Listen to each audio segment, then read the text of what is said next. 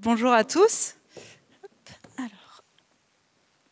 Donc effectivement, moi je vais vous parler de ces deux disciplines que sont la paléopathologie et la paléomicrobiologie.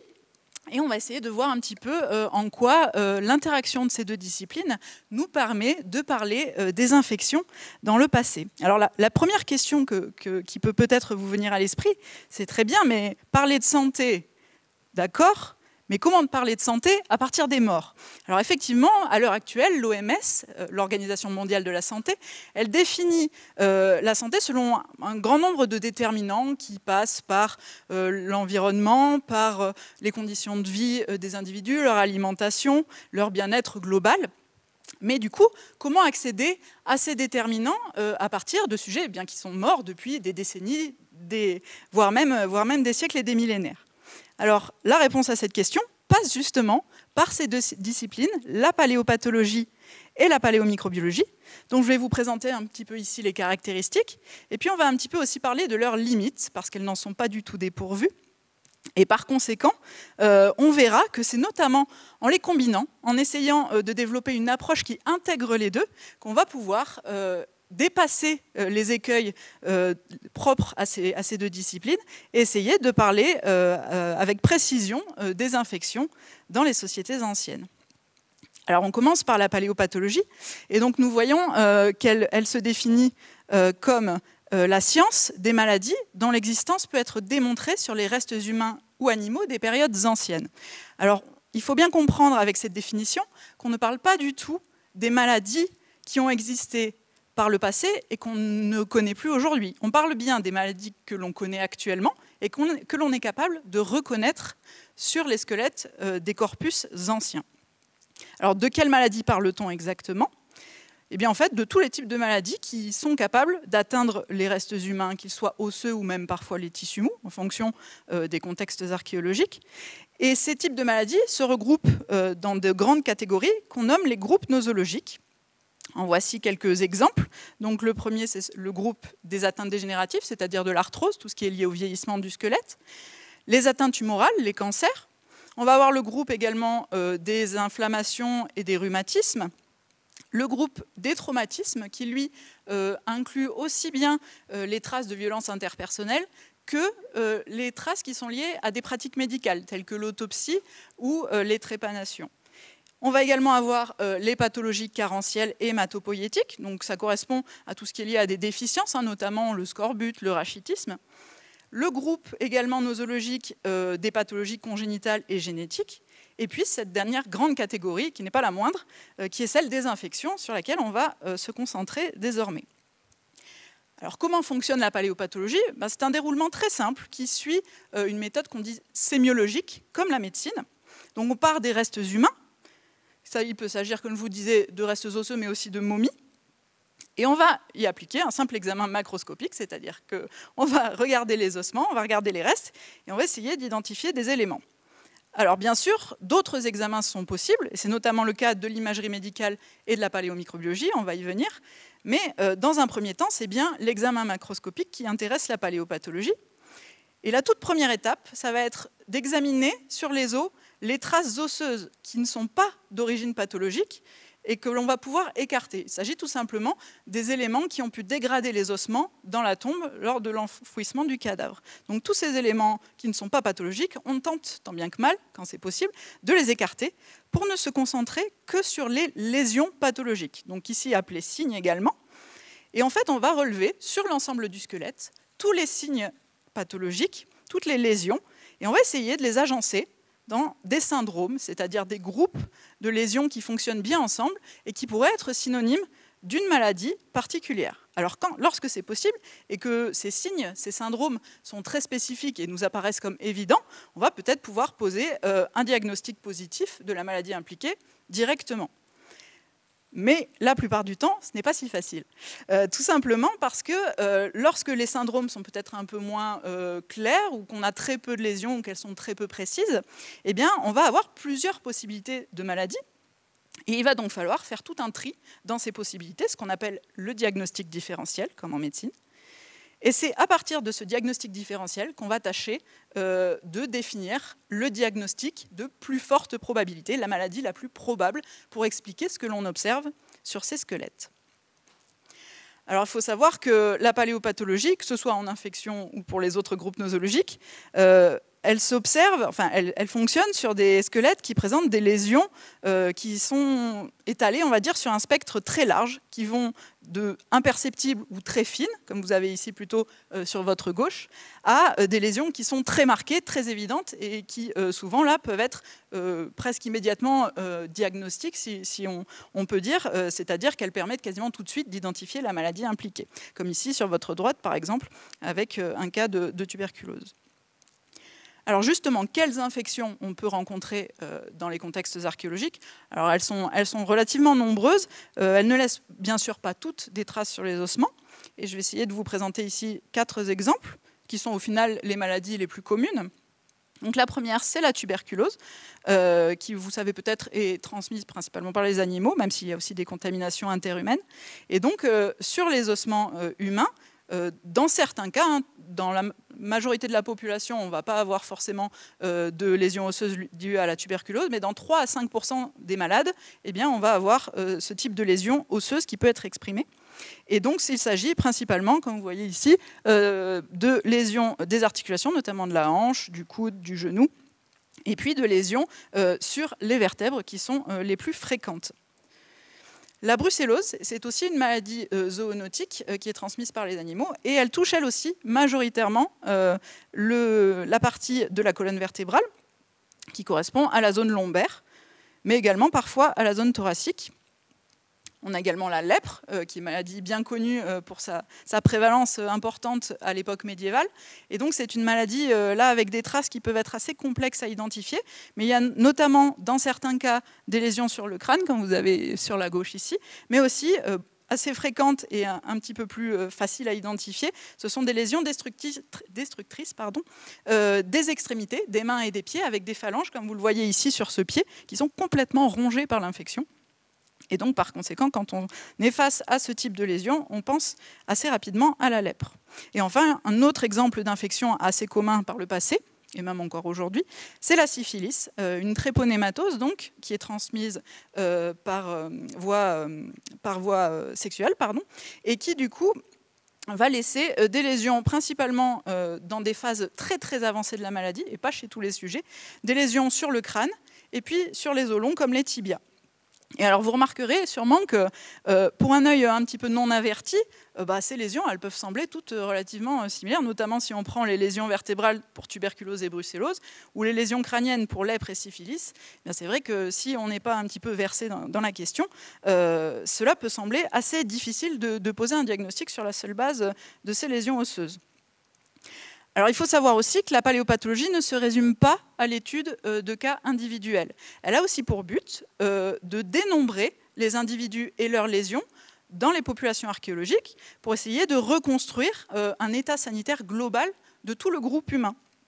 En fait, il s'agit tout simplement de délaisser l'échelle individuelle pour s'intéresser vraiment à l'échelle globale et à tous les individus du groupe.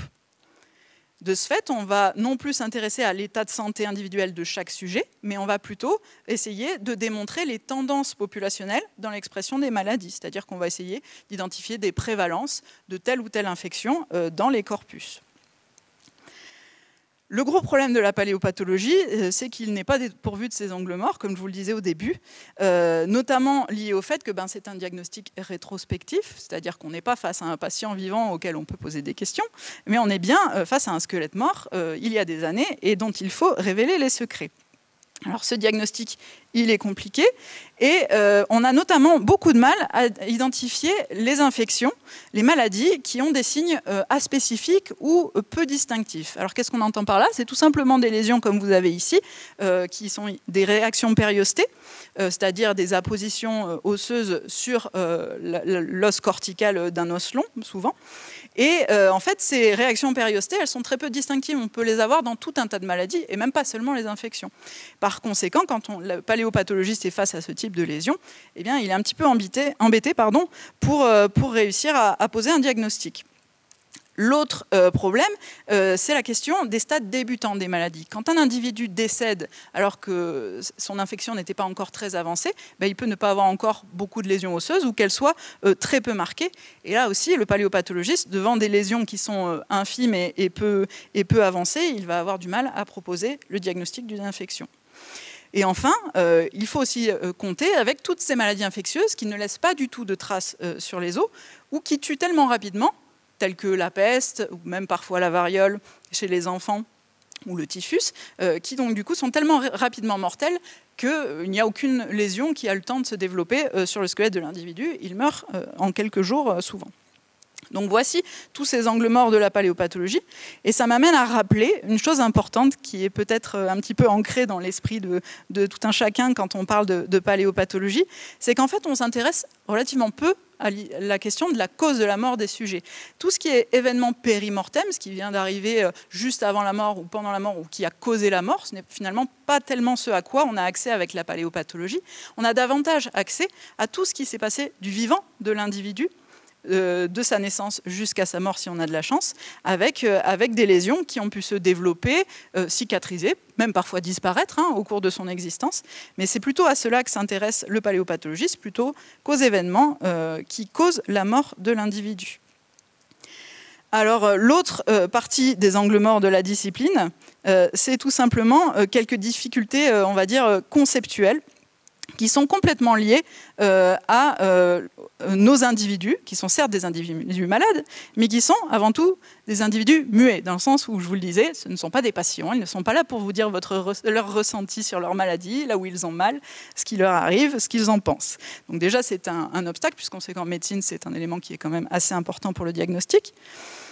Il y a aussi le fait qu'ils sont durs, c'est-à-dire qu'on est sur, la plupart du temps, un squelette, des éléments minéralisés, et on échappe donc à toute la partie du corps humain qui correspondait aux tissus mous, aux muscles, au système sanguin. Et donc c'est tout un tas d'éléments qui manquent là aussi pour poser un diagnostic comme on le ferait normalement dans une démarche diagnostique classique médicale. Ils sont bien souvent incomplets, ces sujets, dans le sens où les squelettes que l'on retrouve en fouille archéologique, vous avez ici deux exemples, un sur la gauche avec un sujet qui a été retrouvé dans cet état dans la tombe, c'est-à-dire qu'il est très largement incomplet, il nous manque énormément d'ossements, et comment, à partir de ce type de reste, réussir à poser un diagnostic fiable alors qu'il nous manque potentiellement des clés de compréhension. À l'inverse, le sujet de droite est bien plus complet, on le voit, et donc on a déjà peut-être un petit peu plus de chances d'arriver à identifier et à voir toutes les lésions qui existent et à les organiser en syndrome pour diagnostiquer une maladie. L'autre problématique, c'est qu'ils sont déjà incomplets, mais ils sont aussi pas toujours observables dans leur intégralité. Il faut savoir que l'enfouissement du cadavre et tous les processus qu'on dit taphonomiques dans la tombe amènent souvent à altérer le corps et les ossements.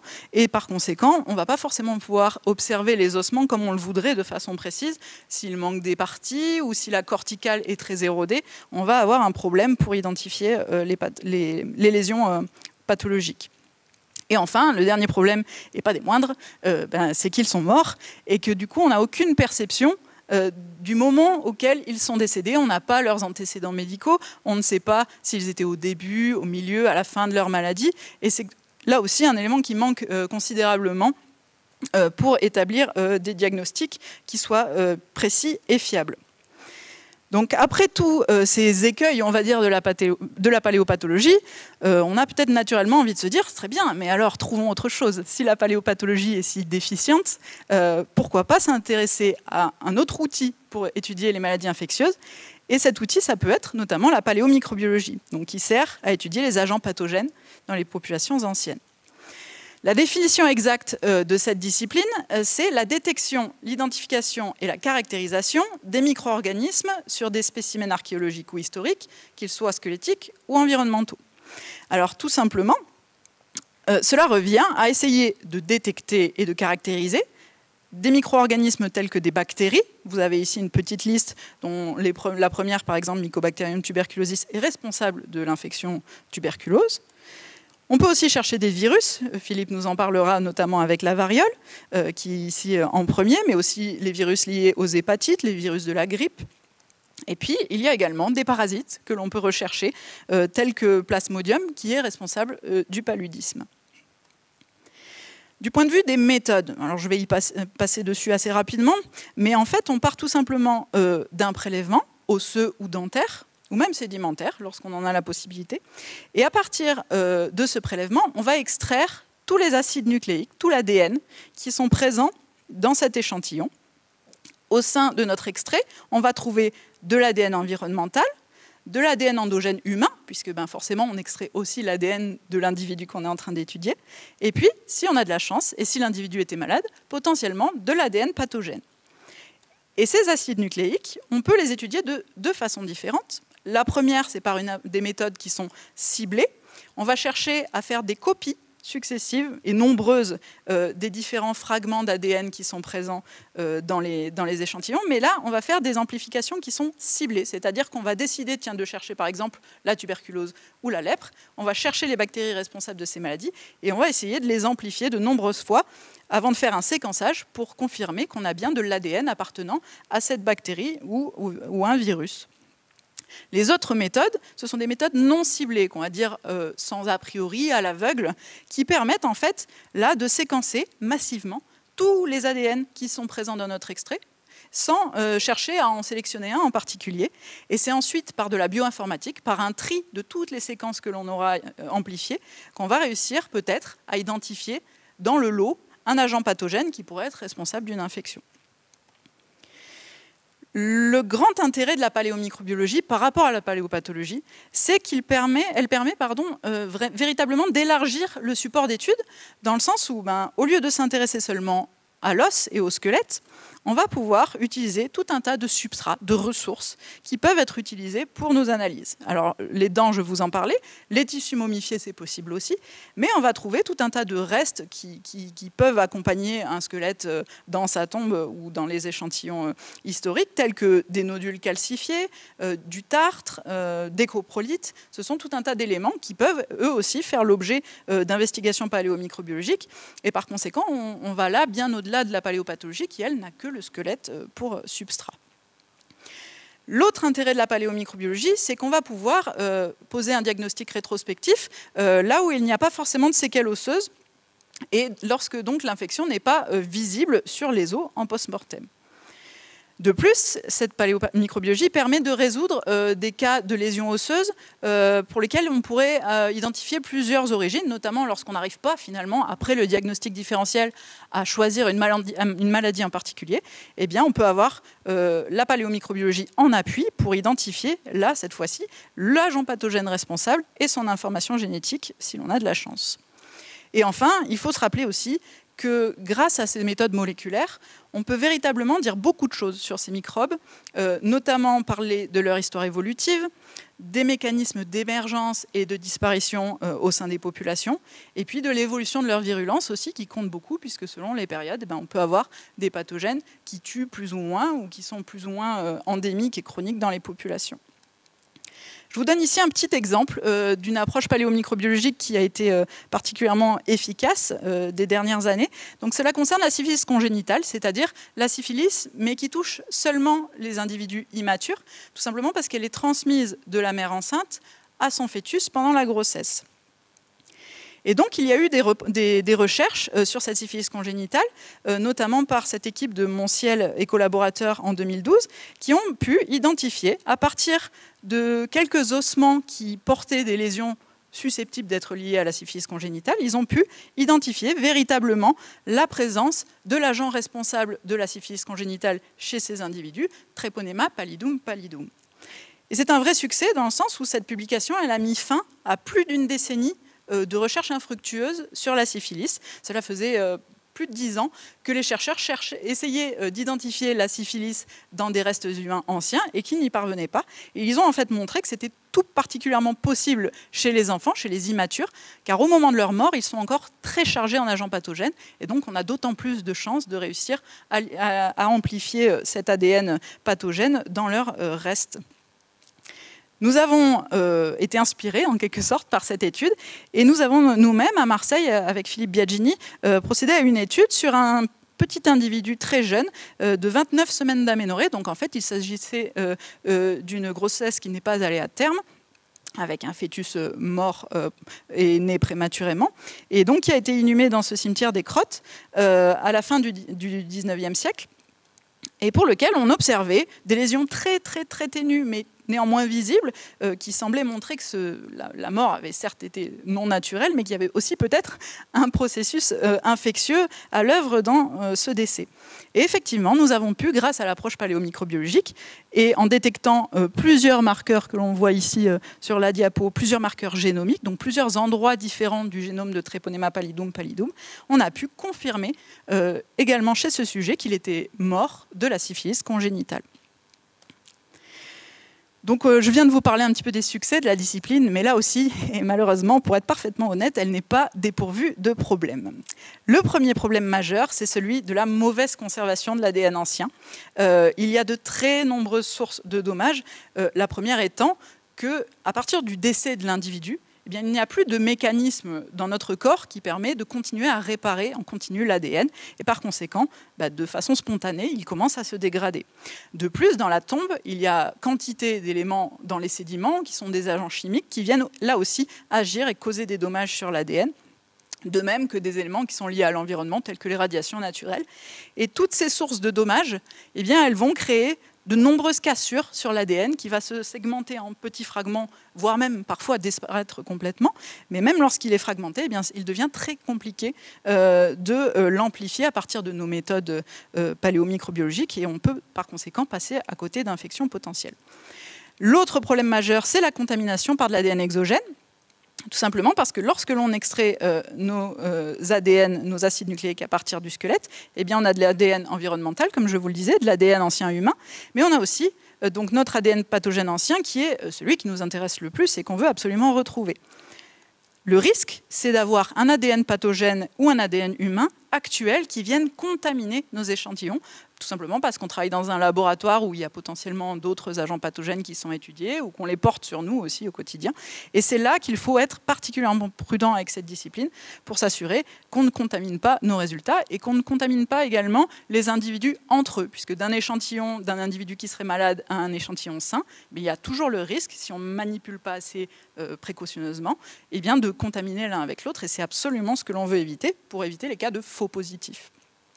Le dernier problème, qui est légèrement moindre quand même, c'est que c'est une méthode qui est destructrice. Alors elle a été particulièrement destructrice, comme vous voyez, je suis désolée, c'est pas très lisible sur les photos, mais on voit qu'il y a des pièces osseuses avec des lésions qui ont été vraiment complètement ravagées par des prélèvements. Les archéologues et les anthropologues biologistes de l'époque ont cherché à faire de gros prélèvements dessus et par conséquent, ils ont un petit peu détruit la lésion pathologique et du coup, on ne voit plus rien. C'est bien dommage.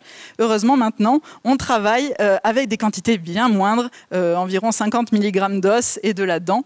Donc on est beaucoup plus précautionneux et beaucoup plus respectueux de la ressource qu'est le squelette archéologique. Voilà, j'en arrive vraiment à cette question, maintenant que vous connaissez bien la paléopathologie et la paléomicrobiologie, bien, en quoi combiner les deux peut nous permettre de dépasser leurs limites propres? Eh bien, tout simplement en renouvelant la paléoépidémiologie grâce à ces méthodes moléculaires. C'est vraiment l'un et l'autre qui se combinent. Tout simplement parce que pour expliquer un petit peu les tendances populationnelles dans l'expression des maladies, eh bien, on ne va pas utiliser seulement l'os, on va utiliser l'os et la paléomicrobiologie pour faire ce qu'on appelle une paléoépidémiologie intégrative. On va venir chercher les infections en les regardant d'un point de vue complètement macroscopique et d'un point de vue moléculaire. En quoi ça nous aide? Eh bien, tout simplement parce que ça permet de reconstruire au mieux la distribution des maladies infectieuses dans les sites. On va pouvoir caractériser l'environnement infectieux tout simplement parce qu'on va définir davantage de communautés de maladies, on va pouvoir estimer les prévalences de ces infections, on va identifier éventuellement aussi les profils des individus qui sont les plus à risque. Et puis on va venir rendre perceptible l'invisible, c'est-à-dire documenter toutes les infections qui étaient complètement insoupçonnées sur la seule base de la paléopathologie, mais pour lesquelles la paléomicrobiologie va apporter son œuvre. Alors un petit schéma ici qui paraît compliqué, mais qui est au contraire tout simple, vous allez voir, c'est tout simplement quelque chose qui représente le potentiel diagnostique, la capacité de nos approches à détecter les infections. Si on regarde l'approche moléculaire, en rouge, on se rend compte qu'elle est particulièrement efficace, elle est pertinente, notamment lorsqu'on est sur les stades débutants des infections, au tout début sur la gauche des infections, quand l'individu vient d'être atteint ou seulement quelques temps après. Au contraire, l'approche macroscopique en vert, elle est particulièrement efficace quand on est sur les stades les plus avancés, voire chroniques et qui ont cours depuis des années chez les sujets de ces maladies infectieuses. Et donc vous voyez que grâce à la combinaison des deux approches, on a une meilleure appréhension globale des infections avec celles qui sont en stade très débutant et celles qui sont en stade très avancé. Je conviens qu'il y a un petit trou au milieu, c'est-à-dire que pour les stades intermédiaires, eh bien, les deux approches peuvent laisser à désirer, dans le sens où il peut être très compliqué d'avoir des résultats pour ces stades intermédiaires. La paléomicrobiologie, elle peut être inefficace tout simplement parce que l'ADN pathogène est moins présent puisque l'infection a eu lieu depuis plus longtemps, tandis que pour l'approche macroscopique, il est peut-être trop tôt pour que l'individu ait déjà développé des lésions qui soient spécifiques et qui nous permettent de poser un diagnostic. Donc voilà, elles se complètent, elles ne seront à nouveau pas forcément parfaites, mais elles se complètent parfaitement du moins.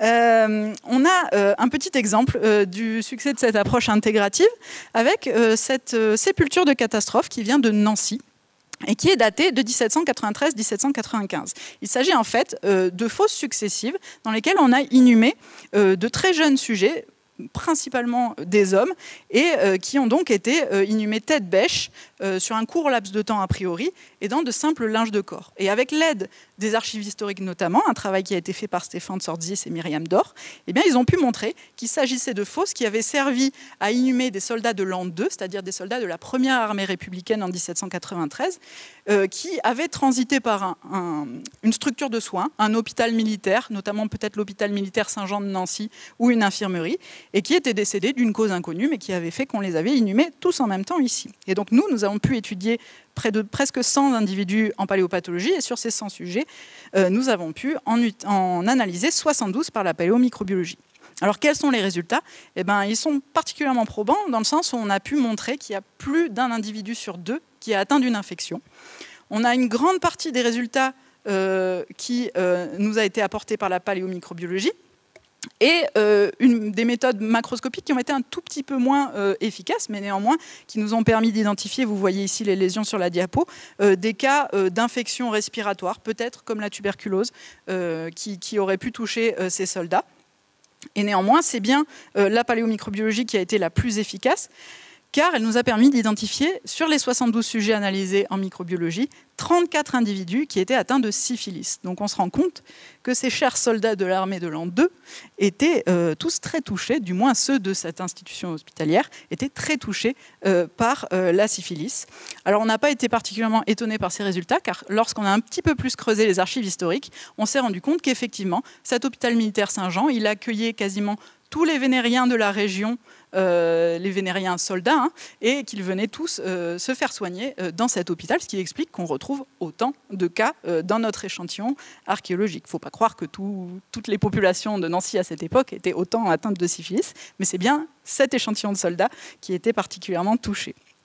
Voilà, je finirai simplement pour vous montrer que cette approche intégrative, elle va nous servir, dans le cadre de ce nouveau projet paléomicrobiologie des populations corses anciennes, à justement définir au mieux quelles sont les infections qui ont impacté les Corses par le passé.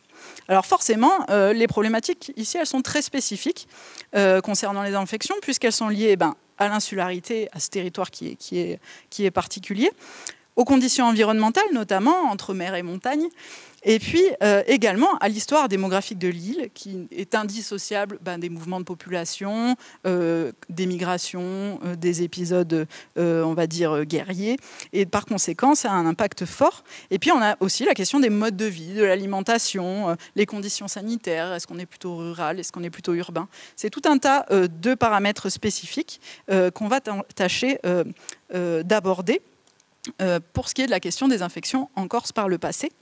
Et donc à problématiques spécifiques, eh bien, il y a aussi des communautés de maladies spécifiques. J'en ai ici quelques exemples qui ne sont bien sûr pas exhaustifs. On aura peut-être des surprises, mais du moins pour ce qui est des maladies que l'on va cibler principalement, bah, vous avez pour commencer le paludisme, qui est, je vous le disais, une maladie causée par un parasite, un protozoaire, Plasmodium falciparum, qui cause énormément de dommages encore aujourd'hui dans le monde, qui ne laisse pas de traces sur les os, mais que l'on pourra identifier potentiellement par la paléomicrobiologie. Et dans les archives, on relève notamment le caractère très malsain des côtes, des marais et des plaines. On sait qu'il y avait beaucoup de mentions de fièvre palustre, et ces fièvres pouvaient être notamment potentiellement liées au paludisme. Donc on s'attend potentiellement à en retrouver dans les collections archéologiques corses. Il y a aussi la problématique de la peste, qui elle non plus ne laisse pas de lésions osseuses et qui a plus ou moins disparu de nos populations européennes, du moins, et Dieu merci. Mais c'est une maladie qui a été très prégnante par le passé, et il y a eu notamment en Corse des infections, des épidémies documentées au XIVe, au XVIe et au XIXe siècle. Et c'est presque toujours par les territoires voisins de la Corse, bien sûr, que sont arrivés cet agent pathogène Yersinia pestis qui cause la peste, notamment depuis la Provence, l'Italie ou la Sardaigne. Donc on va essayer de voir si on retrouve notamment ces cas de pestiférés dans les collections que l'on va étudier. Une autre maladie, c'est la brucellose, je vous en parlais tout à l'heure. Donc elle laisse des traces osseuses, c'est heureux. La paléopathologie va peut-être pouvoir nous aider. Et avec l'approche paléomicrobiologique en complément, peut-être trouverons-nous des cas. Surtout qu'elle est supposée véritablement endémique depuis plusieurs millénaires en Méditerranée, et en particulier sur les espaces insulaires comme Malte, Chypre, la Sardaigne et potentiellement la Corse.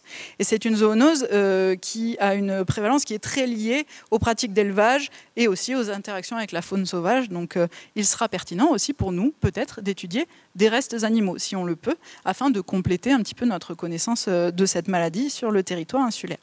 Et je finirai sur la variole, mais très brièvement, puisque vous aurez droit à toute une communication sur la question.